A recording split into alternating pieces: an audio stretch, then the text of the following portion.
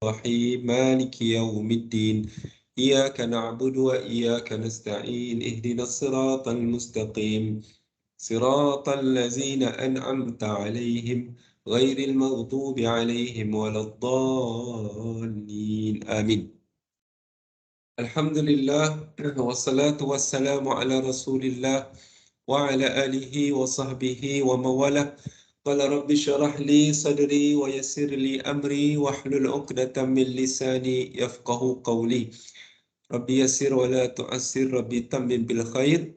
أما بعد, Alhamdulillah, bersyukur kita kehadrat Allah Subhanahu wa taala kerana dengan limpah serta kurniaannya sama-sama kita dapat berhimpun pada petang yang berbahagia ini untuk sama-sama kita ikuti satu sesi kuliah pada petang ini insya-Allah.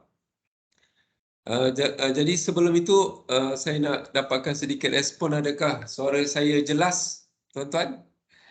Yang ada mungkin ada. Jelas doktor. Jelas Alhamdulillah jelas. Jelas. Ada dengar bunyi kipas ke? Tak dengar lah. Tak ada Ustaz. Tak ada. Okey. Alright. Okey, insya-Allah sekejap je petang ni, sekejap je kita sembang-sembang sedikit. Mungkin ini sebagai pengenalan, nanti dekat dalam kelas tuan-tuan lebih lanjut bincang bersama pensyarah masing-masing lah. Okey, insya-Allah saya tunjukkan dulu slide-nya. Nampak ke tak ni? Yang ni. Nampak ke slide-nya? Nampak. Nampak Alhamdulillah. Okey, cabaran kelestarian etika dan peradaban di Malaysia. Jadi mudah-mudahan tuan-tuan semua okeylah bersedia. Kita niatkan menuntut ilmu pada petang ini. Sama-sama kita belajar insya-Allah. Dan mudah-mudahan tidak ada yang nakal-nakal lah pelajar-pelajar depan saya ni. Jangan nak kick orang lain. Semua sama-sama nak belajar. Jangan usik sana usik sini. Kalau nak respon, boleh buka mic, tanya apa-apa persoalan. Kalau kita nak bincang boleh. Tapi jangan remove orang Jangan remove orang. Ataupun sekejap saya pula yang di-remove-nya. Jadi minta tolong. Jangan jadi mudah-mudahan kita sama-sama beretika. Kita belajar tajuk etika, jadi pertama kita mesti orang yang beretika lah. Okey. Kalau belum ada apa-apa, mute dulu. Tuan-tuan mute dulu supaya dapat beri laluan kepada yang lain-lain dapat dengar suara saya secara clear. Okey semua mute dulu Boleh? Boleh tak? Ada masih lagi beberapa orang yang tak mute lagi.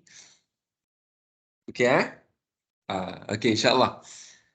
Okey tuan-tuan, ini tajuk antara tajuk yang terakhir lah, ataupun mungkin ada satu tajuk lagi selepas ni, tapi ini antara tajuk-tajuk yang terakhir, iaitu kita nak membicarakan tentang cabaran kelestarian etika dan peradaban di Malaysia. So dah berapa minggu ni tuan-tuan belajar macam-macam tentang etika dan peradaban. Tuan-tuan belajar pasal perlembagaan, tuan-tuan belajar pasal rukun negara, tuan-tuan belajar tentang arus media sosial ni etika menggunakan media sosial ni isu-isu perkauman. Dan ada banyak lagi yang tuan-tuan belajar dan kita semua bercita-cita untuk mendapatkannya, iaitulah dia punya buah dia ataupun harga yang kita nak, hasil yang kita nak daripada harga yang kita bayar tu, iaitulah harga kita bersabar, kita buat macam-macam tu kita integrasi, kita elakkan segregasi. Kita cuba macam-macam yang kita nak cuba buat. Apa yang telah digariskan oleh pihak kerajaan, yang telah diusahakan oleh badan-badan bukan kerajaan. Itu tuan-tuan semua dah belajar. Cuma bila kita dah belajar semua sekali ni tuan-tuan, sekarang kita nak tahu apakah perkara-perkara yang menjadi penghalang kepada benda-benda yang kita cita-citakan tu. So, kita nak bercakap pasal cabaran. Okay. Alamak. Alright. Okay. Ini sinopsis topik 9. Saya tak nak baca lah. Mungkin slide ni memang panjang. Kalau pelajar-pelajar yang dah pernah kelas dengan saya, tahulah kan, memang saya tak mampulah. Saya memang dah cakap awal-awal, tak mampulah nak menghabiskan slide yang banyak ni. Jadi tuan-tuan telah dibekalkan slide. Masing-masing dah dapat slide. Harapannya tuan-tuan dah baca. Jadi saya sentuh, saya touch yang berkaitan lah, yang mungkin yang kita boleh elaborate sikit lah. Macam yang ni, tuan-tuan pun boleh baca lah. Ini antara objektif kita nak memahami cabaran kelestarian etika dan peradaban Malaysia. Okey.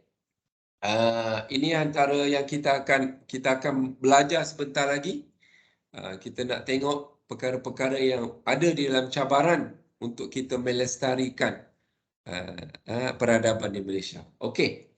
Tuan-tuan, sekarang kita masuk kepada kita punya isi lah. Alright, okey. Kelestarian. Banyak ni. Kelestarian etika peradaban. Okey. Okey, kelestarian dulu tu. Kalau nak cakap kelestarian ni, lestari ni apa ya? Apa maksud lestari ni? Tu yang kita nak tahu dulu. Lestari bahasa canggih lah kan? Bahasa canggih. Kalau bahasa kita orang kampung ni, kita nak cakap apa? Kelestarian ni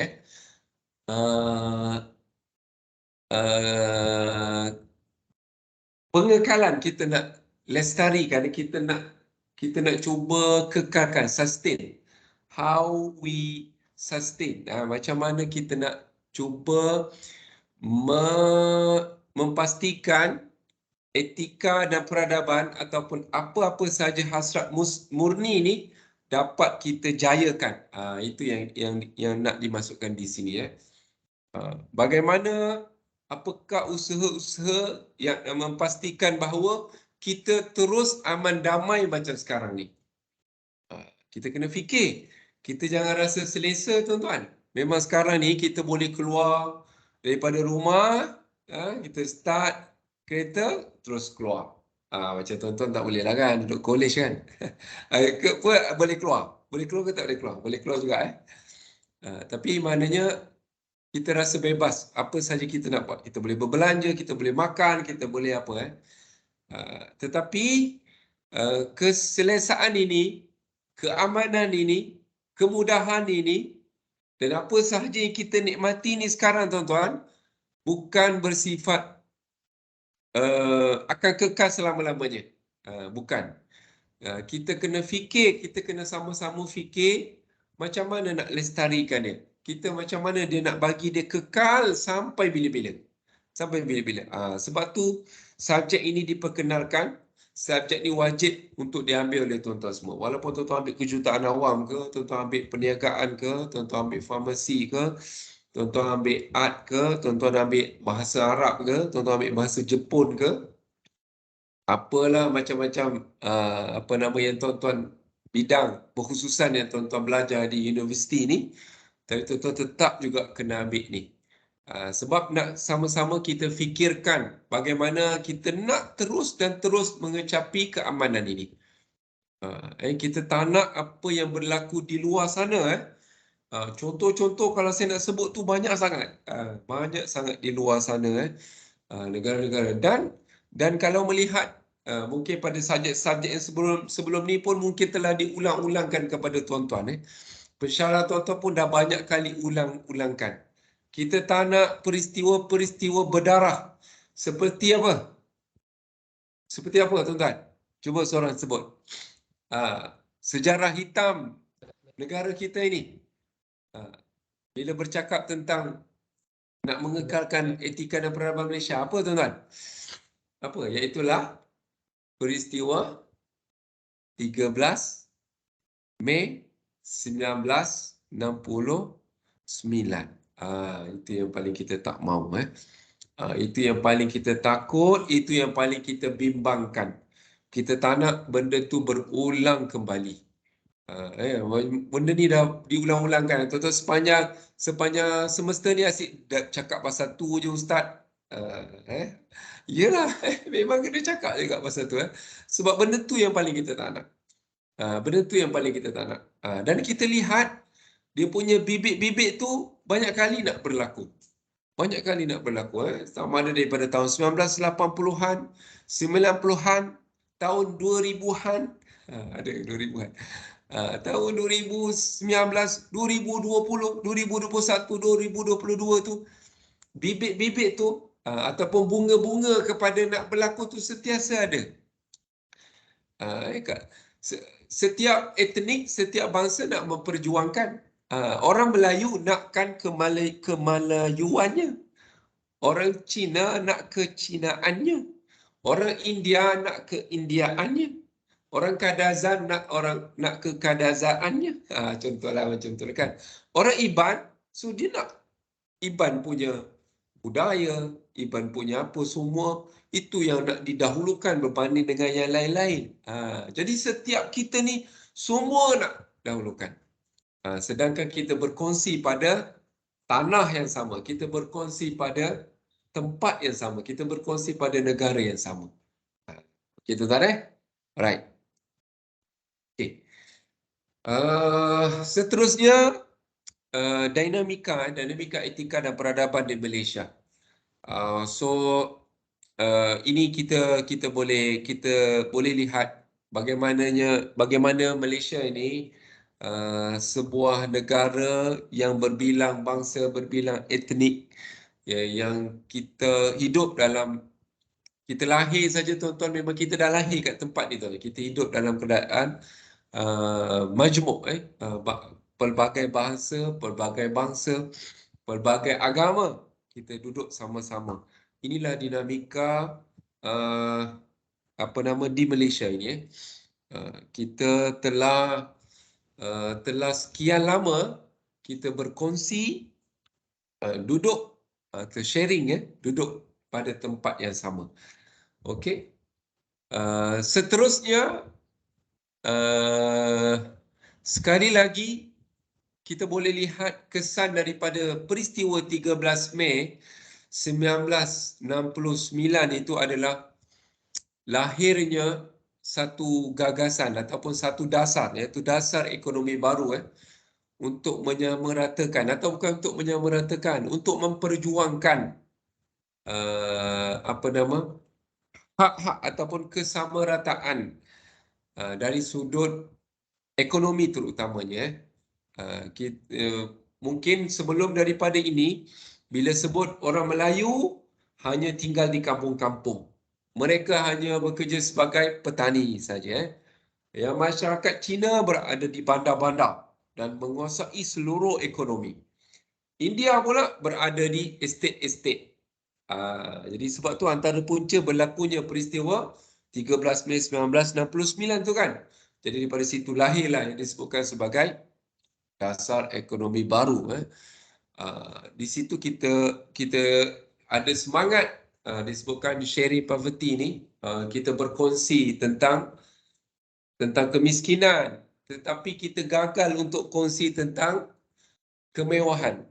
Sharing prosperity ni kita macam tak dapatlah yang ini. Yang ini macam tak berjaya. Jadi itu yang kita cuba nak bincangkan pada hari ini. Cabaran-cabaran ataupun perkara-perkara yang menjadi halangan ataupun kekangan terjadinya kesepaduan, terjadinya perpaduan di kalangan etnik-etnik ini. So di antara benda-benda yang besar ni, inilah dia tuan-tuan. Yang jadi saya nak hanya bicarakan pada petang ini, ada 3 benda besar. Iaitulah yang pertama, defisit sosial. Defisit sosial, lain macam je Ustaz istilah ni. Memang lain macam lah. Biasa kita defisit ekonomi tapi ada istilah defisit sosial. Kemudian dari sudut tadbir urus dan pembangunan, dan juga yang ketiga black economy dan juga rasuah.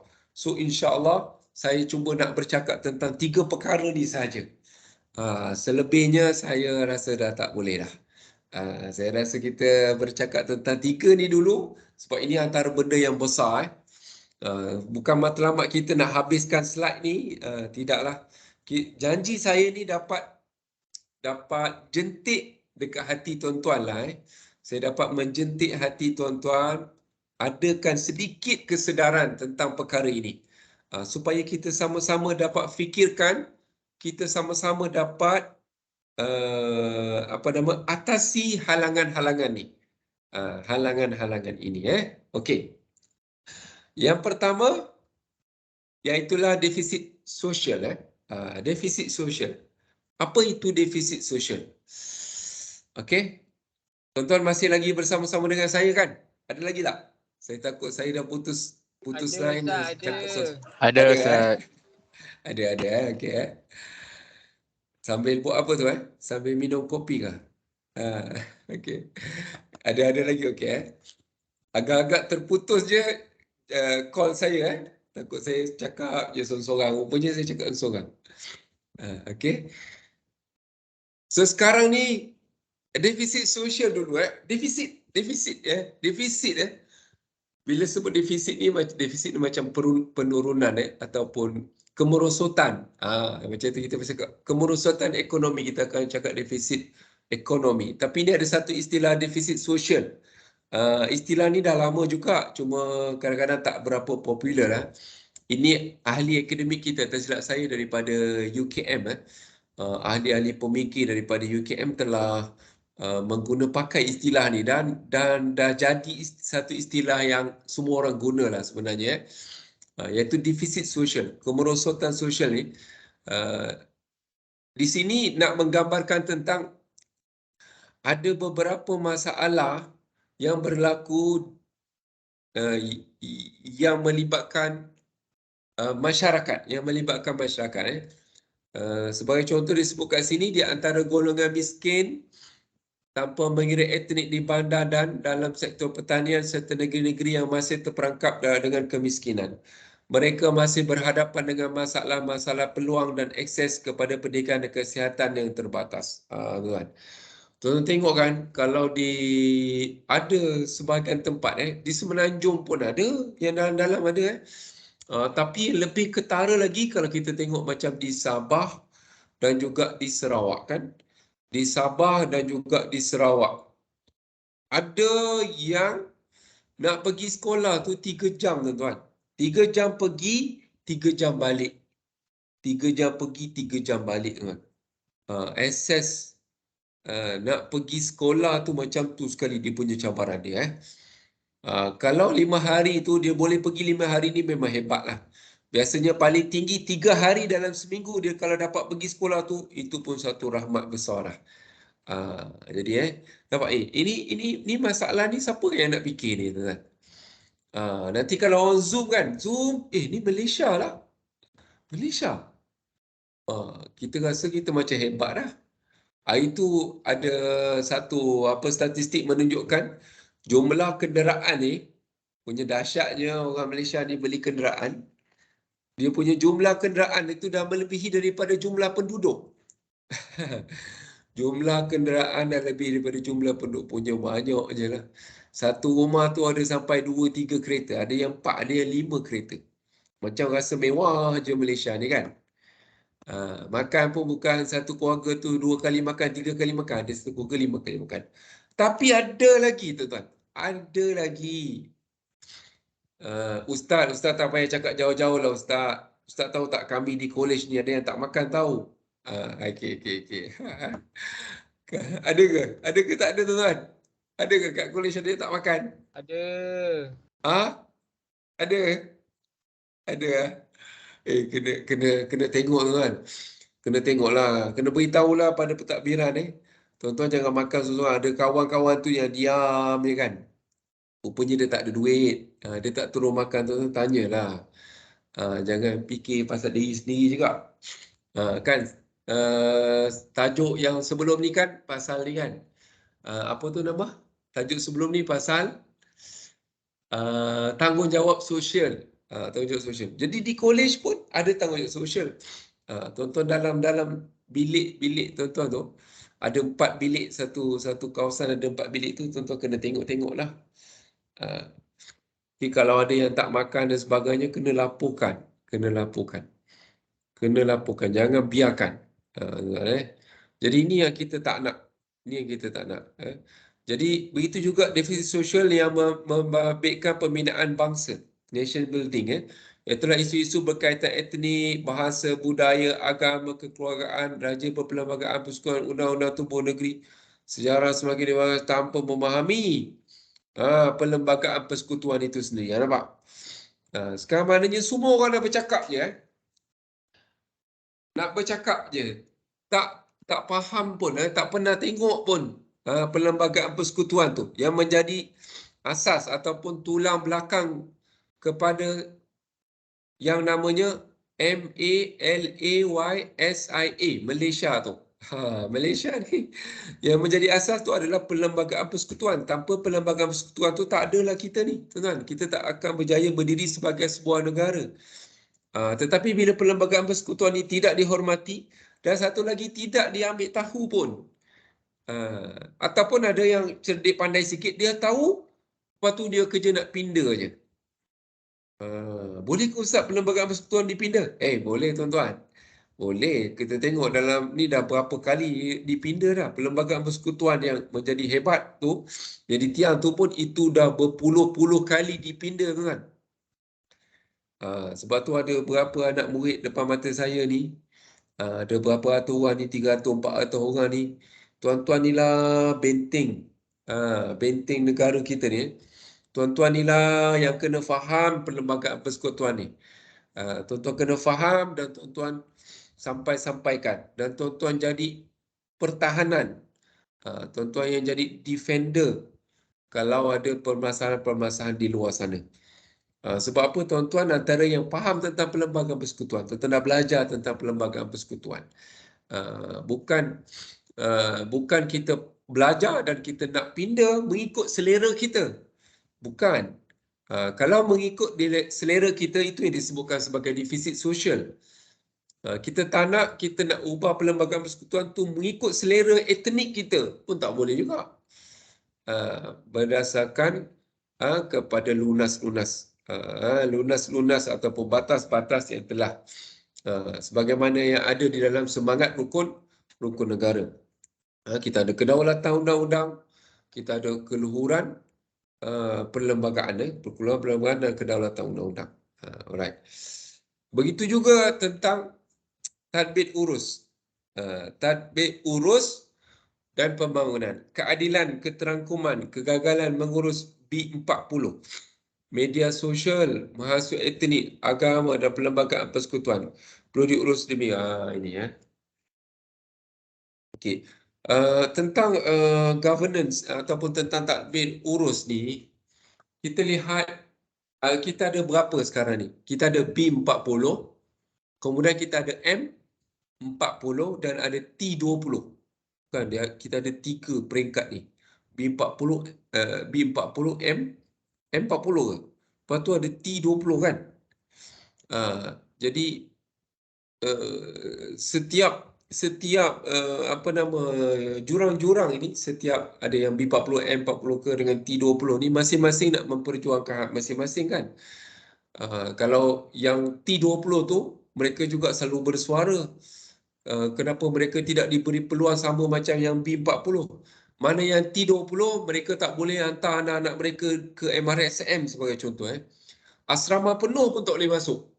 Mana-mana yang T20 maknanya mereka yang berpendapatan tinggi kan. Mereka pun nak hantar anak mereka ke asrama penuh sebagai contoh, tapi tidak dibenarkan. Jadi ini pun antara perkara-perkara yang perlu kita selesaikan supaya dia tidak membangkitkan ketidakpuashatian daripada segenap pihak.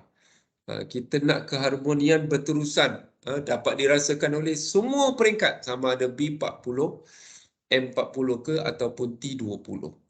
Walaupun kita tahu ada kelebihan masing-masing lah kan. Terutamanya kalau kita bercakap pada yang T20, mungkin gaji orang yang 20,000, 30,000. Dia mungkin boleh hantar anak-anak mereka pada sekolah-sekolah yang international school ke sebagainya kan. Tetapi tidak semua yang berfikiran seumpama tu mereka nak juga harus perdanakan anak-anak mereka sebagai contoh. Jadi ini perkara-perkara yang boleh membawa halangan kepada kemakmuran, halangan kepada kelestarian etika dan peradaban. Dan yang ketiga, ini yang paling berat sekali. Yang ini paling berat sekali iaitulah black economy ataupun rasuah, perdagangan manusia, pekerja asing tanpa dokumen, pelacuran, judi, dadah, pembalakan, pencemaran alam sekitar, seperti sungai, sampah, rasuah dalam kalangan agensi keselamatan dan pembangunan negara yang terus dan terus berlaku. Ni kalau nak bercakap pasal rasuah ni rasanya tak cukup masa kita ni tuan-tuan kan. Rasuah, kalau saya nak cakap pasal rasuah je, di antara yang black economy yang besar ni, yang saya nak mungkin jentik hati tuan-tuan dan jentik hati saya juga. Saya kono-kono bercakap ni pun minta bantuan daripada Allah Subhanahu Wa Taala, minta daripada bantuan Allah Subhanahu Wa Taala untuk kekalkanlah saya lah terutamanya yang bercakap ni kan, supaya terhindar daripada rasuah. Rasuah ni dah menjadi masalah. Dulu kita bercakap dadah masalah nombor satu negara. Dalam masa yang sama, di samping dadah ni tuan-tuan, rasuah juga kita boleh kategorikan sebagai musuh negara yang pertama juga sekarang ni. Mana tidaknya tuan-tuan, kita tengok hari ni indeks persepsi rasuah daripada 2019 turun merosot lagi. 2020 turun. 2020 turun ke 57 tak silap saya.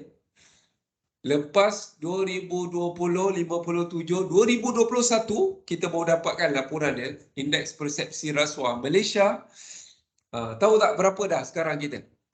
Daripada 180 negara, kita sudah yang ke-62 tuan-tuan.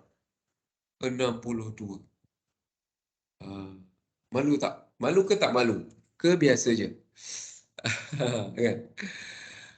Kita kadang-kadang kita bangga kita bangga kita sebuah negara Islam sebagai contoh kan. Kita sebuah negara Islam. Jadi kalau negara Islam satu agama yang melarang keras umatnya daripada memberi ataupun menerima rasuah. Kata Nabi sallallahu alaihi wasallam, our Prophet Muhammad sallallahu alaihi wasallam said, ar-rashi wal murtashi finnar. Kata Nabi ar-rashi, orang yang beri rasuah, dan orang yang menerima rasuah, dua-duanya masuk neraka. Kenapa lah pula yang beri dia nak cepat je Ustaz, dia nak cepat, dia nak selamat, dia nak achieve dia punya target dia ke, dia nak apa-apalah. Yang salah mestilah orang yang menerima tu, dia ambil kesempatan. Tak. Dalam Islam dua-dua salah. Ar-rashi wal murtashi. Yang beri pun salah, yang terima pun salah. Jadi Islam satu agama yang sangat melarang keras. Melarang keras daripada. Tapi benda ini yang tetap berlaku. Benda ini tetap berlaku. Sampai satu tahap, kita boleh tengok macam dah tak ada ketakutan langsung dah pada rasuah ni. Walaupun ada tangkapan tu, tuan-tuan boleh buka dekat laman web SPRM. Dia ada statistik by monthly, by bulan. Ada yang by tahun, ada yang yearly, ada yang monthly, ada yang tahunan, ada yang bulanan. Maknanya bulan, setiap bulan ada tangkapan. Setiap bulan ada tangkapan tu kan. Dan tangkapan tu Kalau tuan-tuan nak kenal, kalau masuk masuk surat khabar ataupun masuk berita, dia akan disarungkan dengan baju warna apa? Baju warna apa tuan-tuan? Baju warna pesalah rasuah dia kena pakai baju warna apa tu? Putih. Oren, kuning tu kan. Oren tu. Tapi tetap juga tak takut ada yang kalau kita tengok video-video tu, tengok video-video kan. Kita tengok kat YouTube ke, dekat Facebook ke kan. Ada yang dia kata, ambil lah nama saya. Ambil. Wow. Beraninya kamu. Kan? Beraninya, memang berani tahap apa tu namanya. Tahap gaban lah berani betul. Berani betul. Dia tak takut langsung Tak takut langsung. Kita boleh lihat, you tahu ini perbincangan akademik. Saya tak bercakap pada siapa-siapa. Bila ahli kita akademik, kita sedang bercakap tentang akademik. So kita boleh cakap je apa saja kan. Bukan, saya tak menyentuh individu mana-mana individu lah. Cuma kita boleh lihat senario ini berlaku daripada setinggi-tinggi pangkat sehingga serendah-rendah pangkat. Daripada setinggi-tinggi pangkat, ada yang berpangkat menteri, ada yang esko, ada yang menteri besar, ada yang ahli parlimen, ahli undangan negeri, ada yang pegawai, sampailah serendah-rendahnya tu pun. Serendah-rendahnya, maknanya siapa sajalah, apa saja pun. Saya dah terbaca tadi, ada satu penolong, pembantu macam tu lah, pembantu di bilik jenazah tuan-tuan. Bilik jenazah ditangkap. 2 orang pembantu bilik jenazah ditangkap. Telah mengutip rasuah. Rasuah untuk tahun daripada bulan berapa hingga bulan berapa. Dan setiap orang tu dia memperolehi dekat RM15,000. Hasil rasuah dia tu secara kecil-kecilan tu telah sampai kepada angka RM15,000. Walaupun mungkin dia sikit saja kalau nak laju, saya kata bayar saya 50 kan, 60, 70. Tapi bila dikumpul-kumpul semua sekali ada dekat RM15,000. Itu seorang. Bila 2, 15 campur 15, RM30,000 lah. Nampak kan? Bilik jenazah pun. Bilik jenazah tuan-tuan. Bilik jenazah pun rasuah. Jadi ini satu benda yang memalukan lah. Ini satu benda yang memalukan. Macam mana investor nak masuk negara kita. Kalau pelabur-pelabur tengok indeks rasuah kita tu makin merosot, dia tak masuk tuan-tuan. Tak masuk. Nampak yang baru-baru ni apa ni? Yang baru-baru ni kita punya landasan apa tu? Nak buat MRT ada syarikat daripada Perancis. So benda ni tengah berlangsung lagi lah kan. Di tengah berlangsung nak dibicarakan apa macam mana lah kan. Telah diperolehi oleh syarikat yang di France ke macam tu lah. Tapi dia perolehi daripada pegawai-pegawai di Malaysia. So dia nak buat proses perundangan tu di sana. Jadi Allahu Akbar.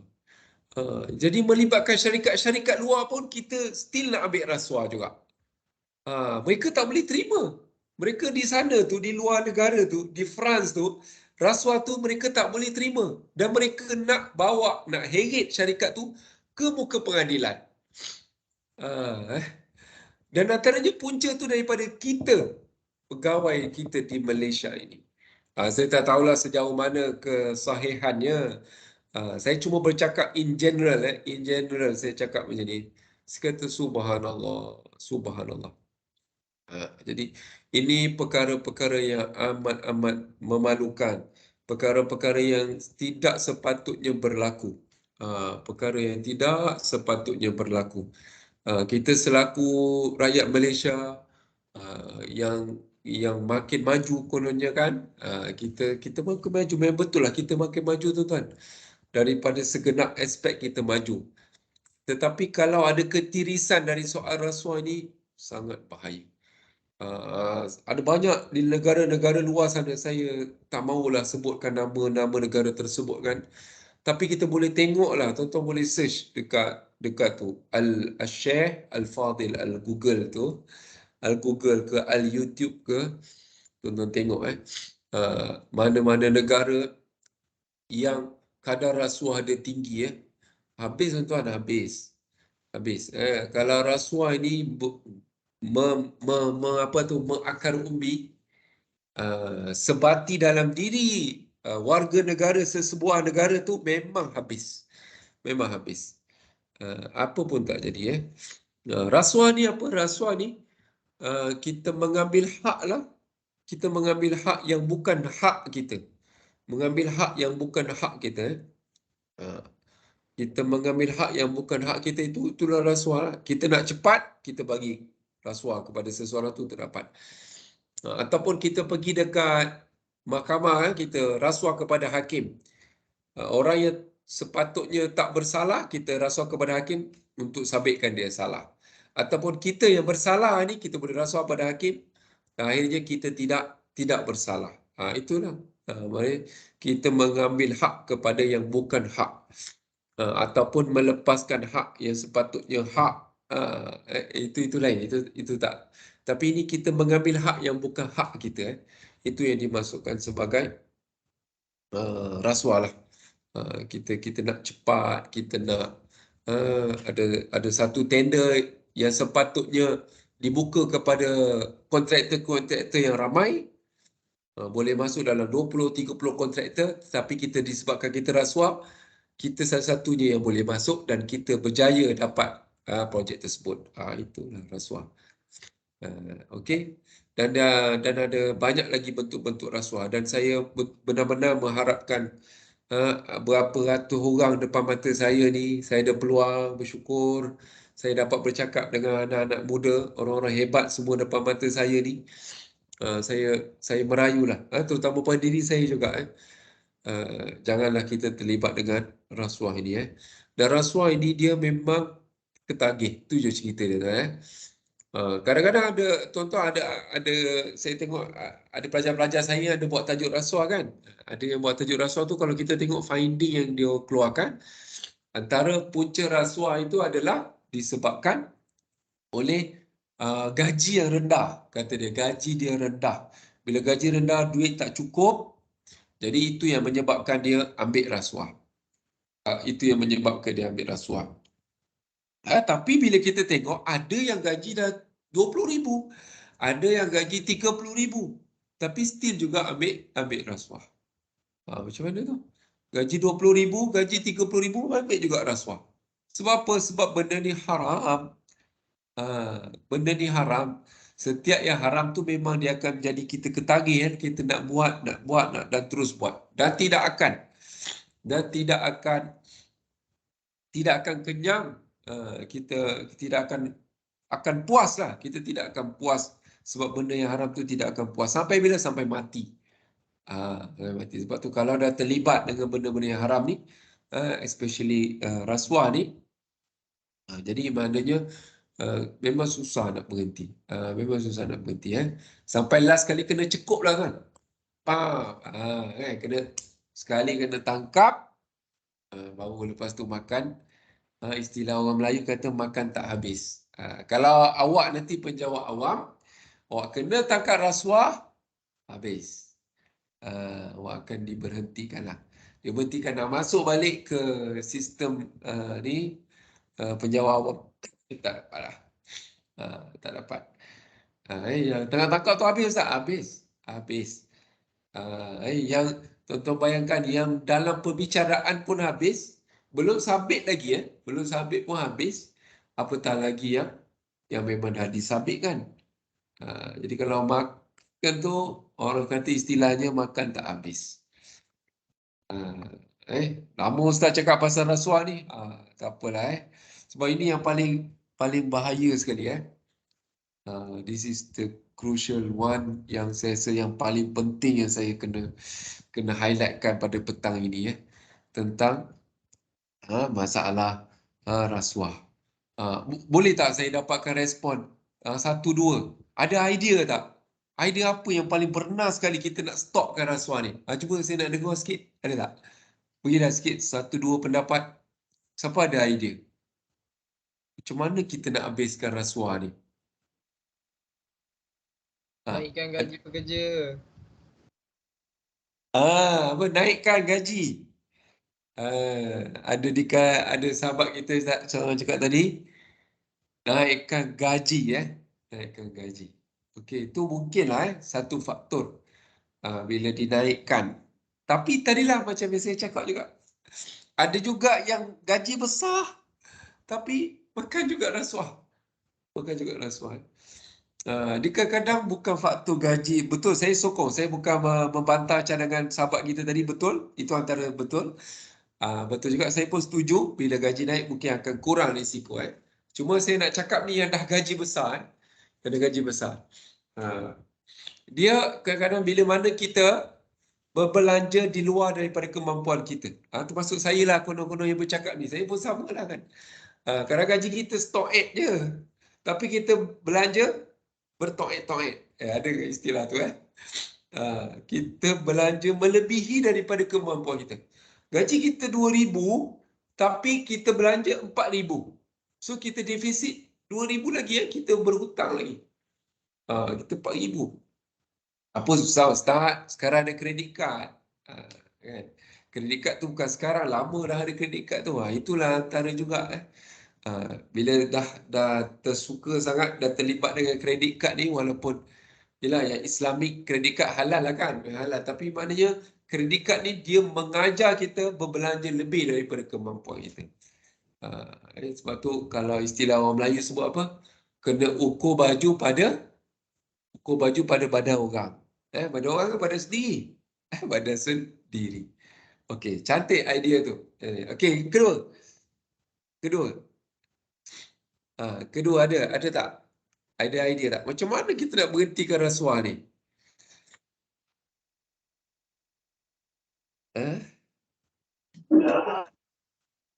Apa? Penguat Penguat kuasaan. Ada yang beri idea tu penguat kuasaan ni. Penguat kuasaan. Okay, ini betul juga. Penguat kuasaan maknanya penguatkuasaan ini kita tak mengira pangkat, kan? Betul tak? Setuju tak dengan saya? Kita tak nak mengira pangkat. Siapa pun dia, minta maaf kata, kalau dia tu adalah raja, dia adalah Perdana Menteri, dia adalah Menteri Besar, dia adalah siapa pun dia lah, dia ketua jabatan ke apa, kita nak mesti dikuatkuasakan undang-undang ni. Supaya biar tahu Malaysia adalah negara yang tidak mengamalkan rasuah. Kita tengok negara sebelah kita tuan-tuan, negara Singapura tu, indeks rasuah dia, dia nombor berapa tuan-tuan? Memang angka dia tak silap saya yang ganjil lah angka dia. Di sebelah kita ni je. Kan? Sebelah kita dia. Dia macam mana boleh buat macam tu? Segan kita dengan negara sebelah. Singapura lah. Dia cakap jelas dekat sini kan. Biar kita ambil contoh. Dia punya indeks rasuah dia sangat-sangat rendah. Super rendah.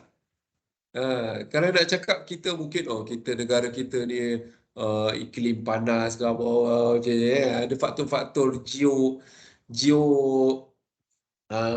fizikal negara kita sebelah sama kan. Kita hujan, Singapura pun hujan. Apa kita tak ada apa beza pun. Tetapi macam mana indeks rasuah dia boleh rendah? Itu yang kita kena sama-sama fikirkan. Di hadapan saya ni ada beberapa orang nanti, satu hari nanti tuan-tuan akan bekerja. Satu hari tuan-tuan akan berniaga. Yang anak-anak murid saya yang daripada bahagian bisnes, tuan-tuan akan set up perniagaan. Tuan-tuan akan jadi kontraktor besar ni. Kelas C, B, A, kelas A. Macam tolonglah jangan terlibat dengan rasuah. Satu lagi, kalau saya boleh cakap dari in term of Islamic perspective, daripada sudut agama Islam sendiri pun disebutkan dia tidak mengandungi keberkatan. Kafbara, kaftanun, keberkatan. Perniagaan yang berasaskan kepada rasuah tuan-tuan, dia tidak akan ada berkat. Walaupun nampak semakin maju perniagaan tersebut, perniagaan tu macam nampak makin untun lah banyak. Tetapi tidak ada keberkatan. Bila tidak ada keberkatan, suatu masa nanti dia akan jatuh juga. Mungkin zaman kita jatuh, nanti zaman anak kita jatuh. Mungkin zaman anak kita tak jatuh, zaman cucu kita pula yang jatuh. Maknanya yang pastinya rasuah ni tidak kena. Jadi kita sama-sama berdoa supaya iman kita kuatlah, supaya kita dalam diri kita tu, jati diri kita kuat, supaya kita tidak terlibat. Dan jangan mulakan untuk terlibat. Jangan mulakan untuk terlibat. Dia jangan mula. Kalau start sekali, alah Ustaz, RM100 je. RM100 je. RM50 je. Nanti lama-lama dah akan jadi 200, 300. Alah Ustaz, saya tahu Ustaz, saya tahu. Dia kalau yang benda-benda haram ni, dia tak boleh makan kan Ustaz kan? Sebab kata Nabi SAW, kullu lahmin nabata min haram fannaru awla bih. Setiap daging yang tumbuh daripada sumber yang haram, maka api neraka yang selayak. Daging. Jadi saya tak beli pun untuk daging. Saya duit rasuah tu saya buat top up minyak. Saya buat nak renew rotek. Saya nak buat renew insurans atau renew takaful saya. Saya nak buat, saya bayar installment rumah. Saya bayar, saya tak buat untuk makan. Jadi boleh tak? Boleh ke tak boleh tuan? Dia rasuah buat benda tu. Boleh ke tak boleh? Boleh ke tak boleh? Tak ada buat untuk makan pun, tapi untuk yang benda-benda yang saya sebutkan tadi. Boleh ke tak boleh? Tak boleh. Tak boleh. Ya, tak boleh. Tetap tak boleh juga. Sebab al-halalul bayyin wal haramu bayyin. Yang halal tu jelas, yang haram tu jelas. Maksudnya benda yang dah jelas-jelas halal, halal lah. Jadi jelas-jelas haram, haram lah. Jadi haram tetap haram. Tak boleh haram tu dia akan jadi tiba-tiba tak haram pula. Tak boleh, tak boleh. Nehi hai. Bilkul nehi. Tak boleh, tak boleh. Okey, minta maaf lah saya lama sikit cakap pasal rasuah ni sebab saya rasa dalam banyak-banyak kan bila cakap pasal kelestarian etika dan peradaban, saya rasa ini antara benda yang paling macam serabut lah saya rasa hari ini kan. Hari ni macam benda ni macam kita dah pun kadang-kadang kita buka berita tu macam malas dah nak tengok berita. Kita tahu dah lepas ni mesti akan ada cakap pasal rasuah. Dan yang paling penting juga adalah persepsi orang luar terhadap negara kita. Selama ni orang memandang kita ni satu, kita orang sebut apa? Kita ada tagline kita kan, the truly Asia. Truly Asia is Malaysia. Truly Asia tu adalah Malaysia sebenarnya. Jadi banyak pujian-pujian orang terhadap negara Malaysia. Tetapi bila part rasuah ini, dia telah mencalakan. Puji-pujian tu menjadi terhakis bila rasuah ni makin meningkat. Bila indeks rasuah ni ada. So kita dah tak akan dapat investor. Kita tidak akan dapat lagi pelabur-pelabur daripada luar. Semua orang akan takut nak melabur dekat negara kita. Orang akan berminat melabur pada negara-negara yang indeks rasuah dia sangat-sangat rendah. Kita ranking 62 tuan, tinggi. 62 tinggi. Jadi inilah perkara yang jadi masalah yang saya kira yang ini yang saya nak highlightkan pada hari inilah. Okey. Alamak, dah berapa dah? Oh, dah dekat 1 jam Saya rasa macam baru cakap.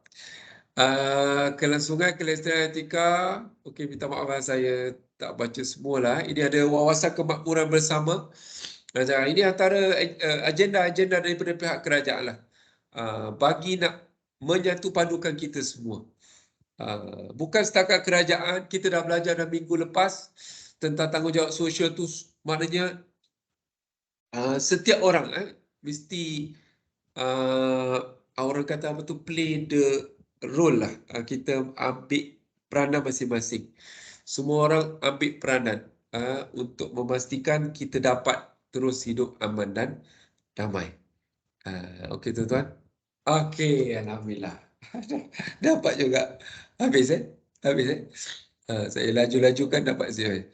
Dan perkongsian pengalaman etika pada Malaysia demi alright. Okey tuan-tuan. Okey. Jadi saya rasa dah dekat 1 jam dah saya punya lecture ni. Saya rasa okey lah kot. Tuan-tuan, ada apa-apa ni tak? Ada apa-apa yang nak dikongsikan?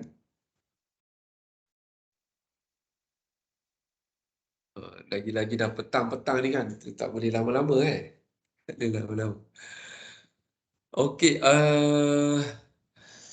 Aktiviti kita pada hari ni aktiviti kita pada hari ni adalah macam tadi mungkin hanya 2 orang je dapat utarakan kaedah untuk memberhentikan rasuah. Jadi saya rasa mungkin masing-masing ada yang juga idea-idea yang lain idea-idea untuk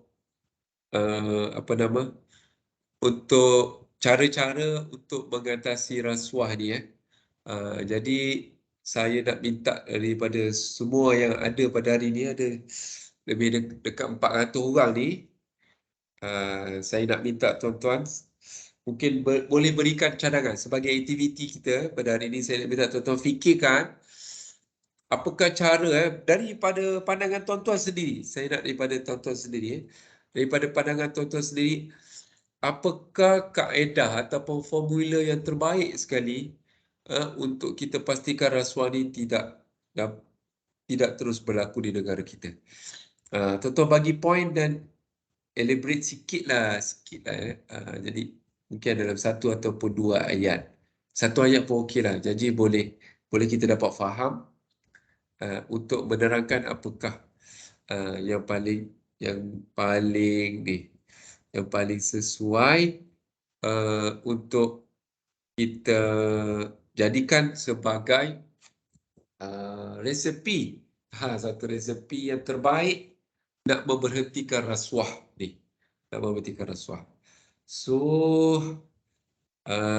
kat mana yang tuan-tuan nak tulis Tulis kat sini ke ataupun tulis dekat grup WhatsApp masing-masing? Mana yang paling baik? Nak tulis dekat sini ke nak tulis dekat grup WhatsApp subjek? Dekat grup WhatsApp. Grup WhatsApp lah Sini banyak sangat nanti kan. Nanti sampai 400 pula. Saya pun tak terbaca kat je nanti kan. Okey. Betul ada idea? Tuan-tuan nanti tuliskan dekat grup WhatsApp masing-masing. Tuliskan nama penuh dulu nama penuh dulu, bukan nama samaran saja nama samaran nanti awak punya lecturer tak dapat detect. Jadi tuliskan nama penuh dan juga cadangan awak. Nanti pensyarah ambil maklumlah tentang aktiviti kita pada petang ini. Okey. Okey tuan-tuan. Alhamdulillah kita dah sampai ke penghujungnya. Mungkin saya buka pada tuan-tuan kalau ada apa-apa persoalan ataupun ada idea yang ingin dilontarkan, ada tak?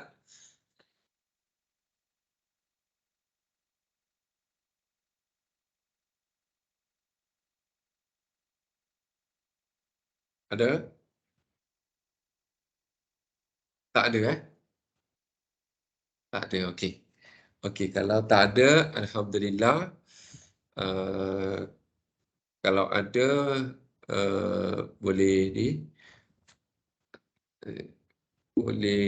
boleh tanya dekat saya lah ataupun boleh PM saya lah, apa yang boleh saya mampu jawab saya akan cuba jawab lah. Okey, saya rasa sekadar itu dahulu perkongsian kita pada petang ini. Moga-moga ada manfaat insya-Allah. Jadi kita tangguhkan dengan tasbih kafarah dan juga suratul as. Subhanakallah wa bihamdika asyhadu an la ilaha illa anta astaghfiruka wa atubu ilaik. Wal 'asri innal insana lafi khusr illa allazina amanu wa 'amilus salihat wa tawassaw bil haqq wa tawassaw bis sabr. Sekian, assalamualaikum warahmatullahi wabarakatuh. Terima kasih semua. Waalaikumsalam.